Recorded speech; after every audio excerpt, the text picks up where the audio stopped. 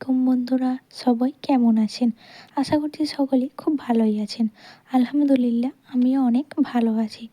তো চলুন আজকে আমি আপনাদের সাথে একটি রেসিপি শেয়ার করি। রেসিপিটি হলো ঝাল ঝাল করে কষা মুরগির মাংস। আচ্ছা, ঝাল ঝাল করে কষা মুরগির মাংস কার না খেতে ভালো লাগে বলুন তো? সেটা হোক লুচির সাথে, রুটির সাথে অথবা ভাতের সাথে। তো চলুন বেশি কথা না বাড়িয়ে আমরা রেসিপিটি চালু করি।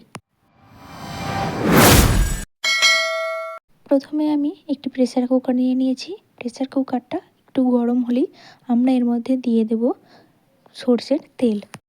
তেলটা গরম হয়ে গেলে আমরা এর মধ্যে দিয়ে দেব 2 টুকরো তেজপাতা। এরপর আমরা দিয়ে দেব কুচিয়ে রাখা পেঁয়াজ। পেঁয়াজগুলোকে কিছুক্ষণ আমরা তেলের মধ্যে নাড়াচাড়া করে নেব।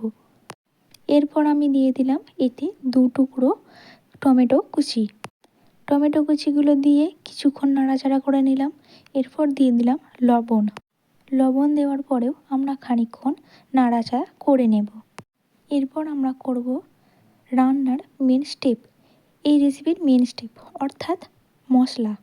তো চলুন মশলার মধ্যে আমরা দিয়ে দিলাম লঙ্কার গুঁড়ো, হলুদের গুঁড়ো এবং দিয়ে দিলাম জিরে গুঁড়ো।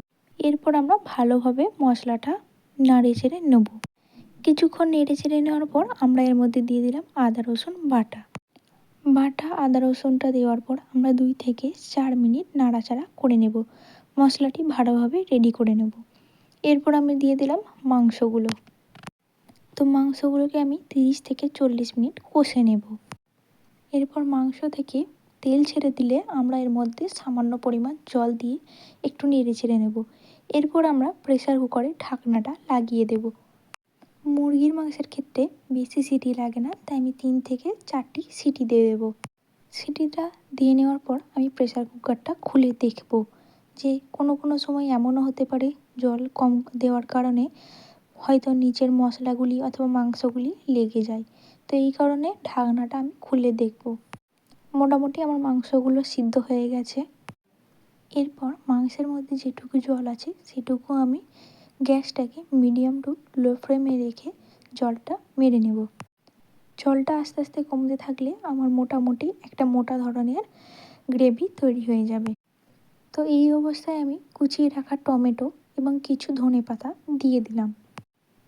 তো বন্ধুরা দেখতেই পাচ্ছেন তরকারির মধ্যে যে জলটি ছিল সেই জলটি আস্তে আস্তে কমে গিয়েছে এবং আপনারা দেখতেই পাচ্ছেন মাংস রান্নাটির মধ্যে একটা কি সুন্দর কালার এসে গেছে।